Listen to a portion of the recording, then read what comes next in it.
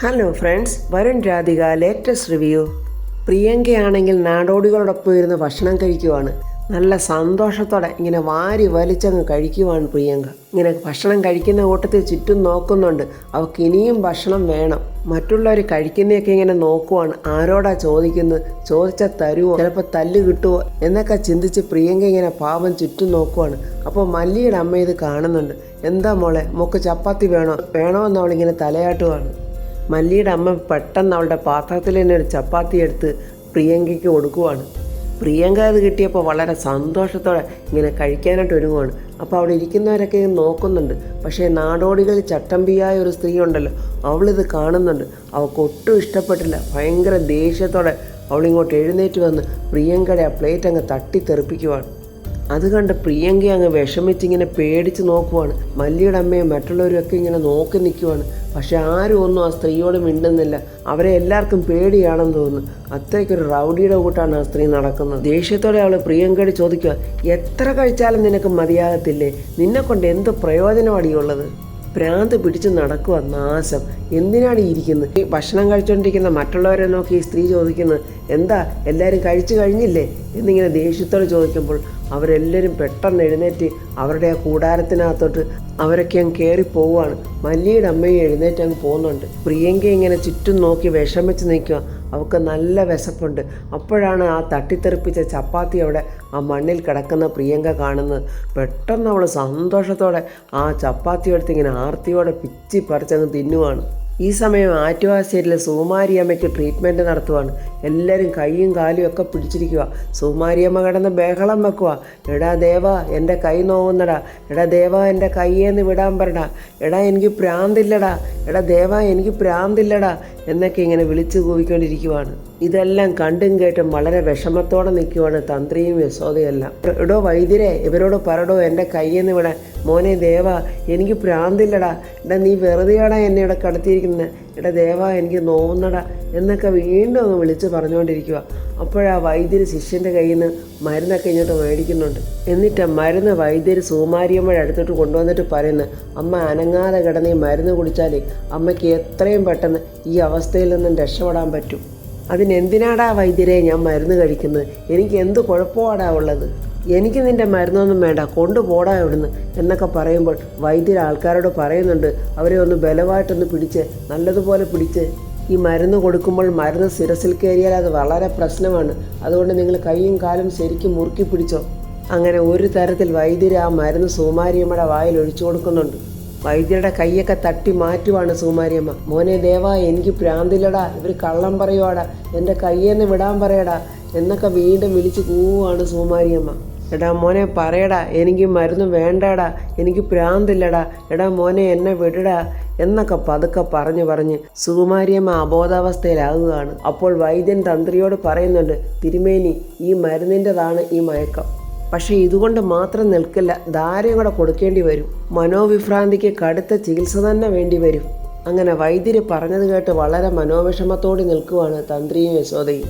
ഈ സമയത്ത് കണിമംഗലത്ത് പൂജാ റൂമിൽ വിളക്കൊക്കെ കത്തിച്ചിങ്ങനെ പ്രാർത്ഥിക്കുവാണ് പത്മിനി. വരുണും രാധികയും ജയഭാരതിയമ്മയും അങ്ങനെ മറ്റുള്ളവരെല്ലാം പൂജാ റൂമിൻ്റെ വാതുക്കൽ ഇങ്ങനെ പ്രാർത്ഥിച്ചുകൊണ്ട് നിൽക്കുന്നുണ്ട്. വളരെ സന്തോഷത്തോടെ പത്മിനി പറയുന്ന, കയറി വാ മക്കളെ. അങ്ങനെ അതുപോലെ സന്തോഷത്തോടെ എല്ലാവരെയും നോക്കിക്കൊണ്ട് വരുണൻ രാധികയെ അകത്തോട്ട് കയറി വരുവാണ്. രാധികയുടെ കയ്യിൽ പിടിച്ചിട്ട് പത്മിനി പറയാ, മോടെ കണ്ണുനീര് ഒരുപാട് വീണ പൂജാമുറിയാണിത്.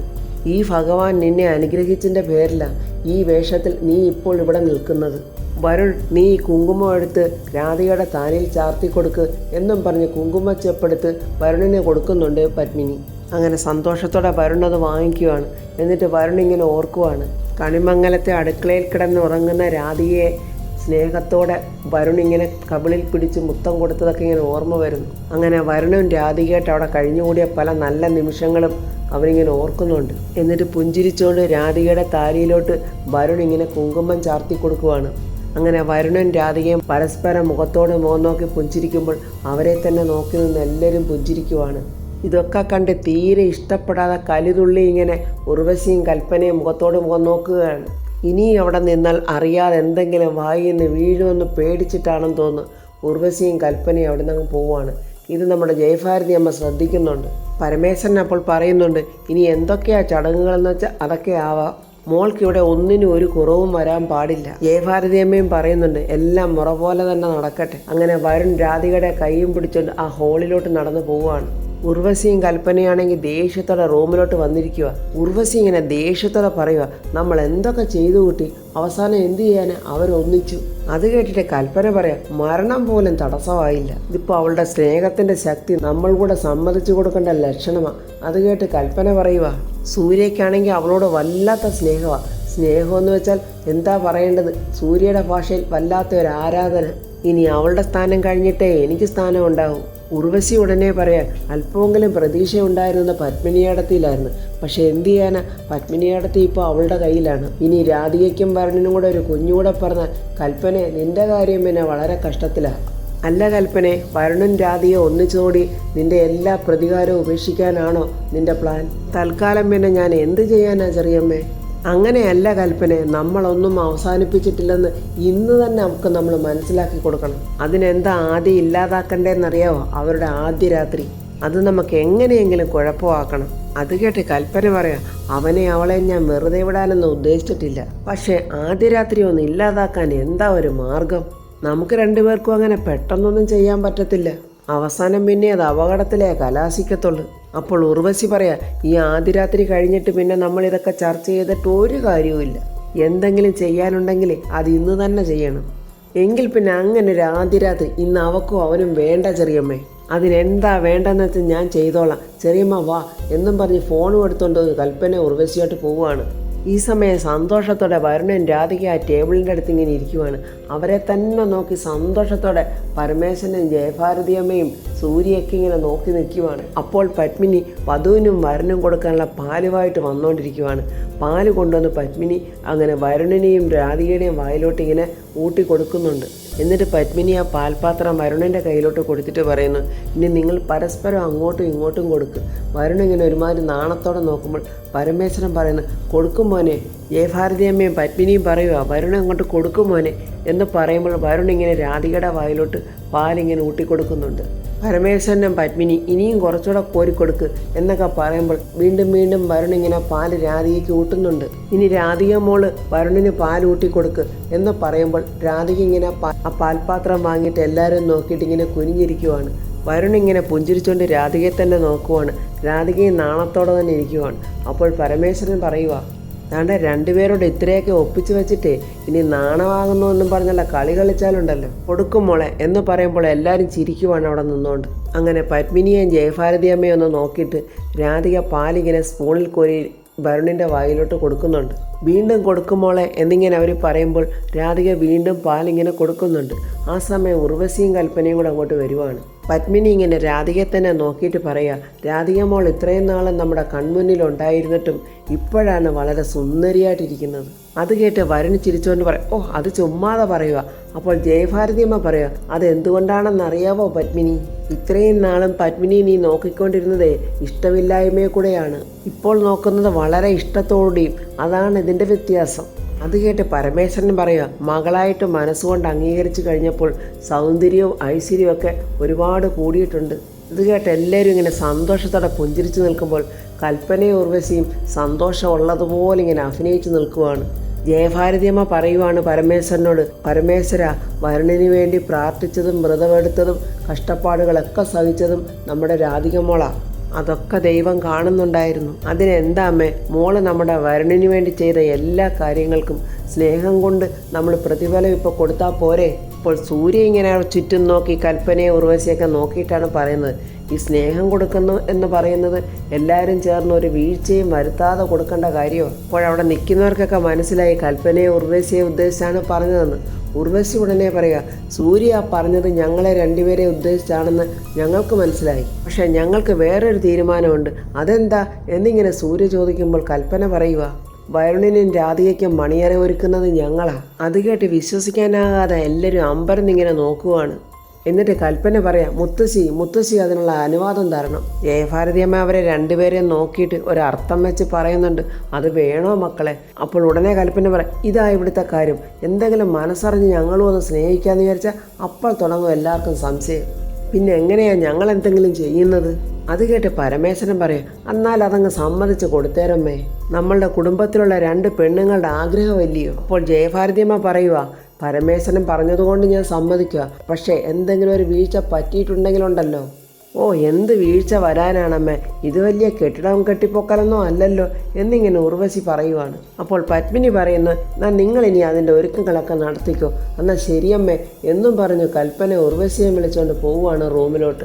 അവരങ്ങനെ പോകുന്ന കണ്ടുകൊണ്ട് സൂര്യ പറയാം, ഇവരുടെ ഈ മനസ്സ് മാറിയെന്ന് പറയുന്നതിനകത്ത് എന്തെങ്കിലും സത്യം ഉണ്ടെങ്കിൽ നമ്മുടെ ഈ രാധികയുടെ വരവിനകത്ത് വലിയ സന്തോഷവും അത്ഭുതം തന്നെയാണ്. അങ്ങനെ ഉർവശിക്കും കൽപ്പനയ്ക്കും ആ മണിയറ ഒരുക്കുന്ന ജോലിയൊക്കെ ജയഭാരതിയമ്മ കൊടുത്തെങ്കിലും ജയഭാരതിയമ്മയ്ക്ക് അവരെ തീരെ വിശ്വാസമില്ല. അവർ പോയ പിന്നാലെ തന്നെ ജയഭാരതിയമ്മ ആരും കാണാതെ പതുക്കെ പോകുന്നുണ്ട്. അപ്പോൾ കൽപ്പന പറയുക, ഇനി മണവാളൻ്റെയും മണവാട്ടിയുടെയും മണിയറ ഒരുക്കേണ്ടത് നമ്മളുടെ കാര്യമാണ്. നമ്മുടെ ജയഭാരതി അമ്മ അവിടെ മറഞ്ഞു നിന്ന് ഇവരുടെ സംഭാഷണം ശ്രദ്ധിക്കുവാണ്. നമുക്ക് മണിയറ ഒരുക്കി കൊടുക്കാൻ ചെറിയമ്മ, നമ്മൾ ഒരുക്കുന്ന ഈ മണിയറയുണ്ടല്ലോ അവർക്ക് ജീവിതത്തിൽ ഒരിക്കലും മറക്കാൻ പറ്റാത്തതായിരിക്കണം. അതിനെന്താ കൽപ്പന ഒരു മാർഗം എന്നിങ്ങനെ ഉർവശി ചോദിക്കുമ്പോൾ കൽപ്പന പറയാം, അതിനൊക്കെ മാർഗം ഉണ്ട് ചെറിയമ്മേ. എന്നിട്ട് കൽപ്പന ഫോൺ എടുത്ത് ഗൗതമനെ വിളിക്കുന്നുണ്ട്. ഗൗതമൻ ഫോൺ എടുക്കുമ്പോൾ പറയുന്നത്, ഗൗതം ഇവിടെ അടുത്ത് എവിടെയെങ്കിലും ഉണ്ടോ? ഇവിടെ അടുത്ത് ഞാനില്ല, ഒരു 10-15 കിലോമീറ്ററിനുള്ളിലാണ്. എങ്കിൽ ഗൗതം നീ ഇങ്ങോട്ടൊന്ന് കണിമംഗലത്തിലോട്ട് വാ. എന്താ കാര്യം, എന്തു പറ്റി എന്നിങ്ങനെ ഗൗതം ചോദിക്കുമ്പോൾ കൽപ്പന പറയുക, ഞാനും ചെറിയമ്മയും കൂടിയേ വരുണനും രാധികയ്ക്കുള്ള മണിയറ ഒരുക്കാൻ പോവുക. എനിക്ക് അത്യാവശ്യമായിട്ടൊരു സാധനം വേണമായിരുന്നു, അതിനു വേണ്ടിയിട്ടാണ് ഞാൻ ഗൗതമിനെ വിളിച്ചത്. എന്താ വേണ്ടതെന്ന് പറഞ്ഞോ കൽപ്പന, ഞാൻ മേടിച്ചുകൊണ്ട് വരാം. അപ്പോൾ കൽപ്പന പറയുക, എവിടുന്നെങ്കിലും കുറച്ച് നായ്ക്കരണപ്പൊടി വാങ്ങിച്ചുകൊണ്ട് വരാൻ പറ്റുമോ? ഗൗതമനോട് ഈ പറഞ്ഞതെല്ലാം കേട്ട് ജയഭാരതിയമ്മ അങ്ങനെ ഞെട്ടി നിൽക്കുവാണ് അവിടെ. ഗൗതം മനസ്സിലാകാത്ത പോലെ ചോദിക്കുന്നു, നായ്ക്കരണപ്പൊടിയോ? അതേ ഗൗതം, ഒന്ന് തൊട്ടാലുണ്ടല്ലോ ചൊറിച്ചിൽ അവസാനിക്കണമെങ്കിൽ പിന്നെ 2-3 ദിവസം പിടിക്കും. എന്നാൽ പിന്നെ ഞാനത് സംഘടിപ്പിച്ച് തരാം എന്നിങ്ങനെ ഗൗതം പറയുന്നുണ്ട്. എന്നാൽ ഇന്ന് വിവാഹിതരായ നവദമ്പതികൾക്ക് വേണ്ടി പ്രസൻറ്റ് കൊടുക്കാനായി താനത് വാങ്ങിച്ചുകൊണ്ട് വാ. കൽപ്പന പറഞ്ഞ ഐഡിയ കൊള്ളാമെന്ന് മനസ്സിലാക്കിയ ഗൗതം ചിരിച്ചുകൊണ്ട് കാറിൽ കയറി അങ്ങ് പോകുന്നുണ്ട്. ഇപ്പോൾ നായ്ക്കരണപ്പൊടിയും വാങ്ങിച്ചുകൊണ്ട് ഗൗതം ഇപ്പോൾ വരും. എന്നാലേ ചെറിയമ്മേ നമുക്ക് അലങ്കാരങ്ങൾ തുടങ്ങിയാലോ? അപ്പോൾ ഉർവശി പറയുക, പണ്ടൊരിക്കൽ ഈ നായ്ക്കരണപ്പൊടിയുണ്ടല്ലോ എൻ്റെ ദേഹത്ത് ചെറുതായിട്ടൊന്ന് പെട്ടിട്ടുണ്ടായിരുന്നു. പിന്നെ എൻ്റെ ശരീരത്തിലൊരു 3 ദിവസം മാന്തിപ്പറിച്ച പാടായിരുന്നു. അങ്ങനെയാണെങ്കിലേ ചെറിയമ്മേ നമുക്ക് നമ്മുടെ കൊച്ചുങ്ങളെ നായ്ക്കരണപ്പൊടിയിലങ്ങ് കുളിപ്പിച്ച് കിടത്താം. ഇത് കേട്ട് ജയഭാരതിയമ്മ അങ്ങനെ ദേഷ്യത്തോടെ നിൽക്കുവാണ് അവിടെ. അപ്പോൾ ഇത് നമ്മുടെ കണിമംഗല സ്പെഷ്യലാ എന്നും പറഞ്ഞിങ്ങനെ ചിരിച്ചുകൊണ്ട് 2 പേരും കൂടെ പ്ലാൻ ചെയ്യുവാണ്. ഇതെല്ലാം കേട്ട് ഇങ്ങനെ ഞെട്ടിത്തെറിച്ച് നിൽക്കുവാണ് നമ്മുടെ ജയഭാരതിയമ്മ. വരുണൻ രാധികയുടെയും ആദ്യരാത്രി പൊളിഞ്ഞ് അവരിങ്ങനെ ചൊറിഞ്ഞു നിൽക്കുന്നതൊക്കെ സങ്കല്പിച്ച് നിൽക്കുവാണ് കൽപ്പന. അപ്പോൾ ഫ്രണ്ട്സ്, ജയഭാരതിയമ്മ ഇതെല്ലാം കേട്ട സ്ഥിതിക്ക് എന്തായിരിക്കും ഉർവശിക്കും കൽപ്പനയ്ക്കും നടക്കാൻ പോകുന്നത്? ജയഭാരതിയമ്മ എന്തായാലും ഇതിന് തക്കതായ ശിക്ഷ കൊടുത്തിരിക്കും. അങ്ങനെ കൽപ്പനയുടെയും ഉർവശിയുടെയും ആ പ്രതീക്ഷകളെയെല്ലാം തല്ലിക്കെടുത്തിക്കൊണ്ട് നമ്മുടെ ജയഭാരതിയമ്മ വരുണനും രാധികയ്ക്കും അവരുടെ സന്തോഷകരമായ ആദ്യരാത്രിക്കുള്ള എല്ലാം ഒരുക്കി കൊടുക്കുമെന്നുള്ള പ്രതീക്ഷയോടെ നമുക്ക് അടുത്ത റിവ്യൂവിൽ കാണാം. എൻ്റെ റിവ്യൂ ഇഷ്ടപ്പെട്ടാൽ ലൈക്കും കമൻസും, സബ്സ്ക്രൈബ് ചെയ്യാത്തവർ സബ്സ്ക്രൈബ് ചെയ്യണേ.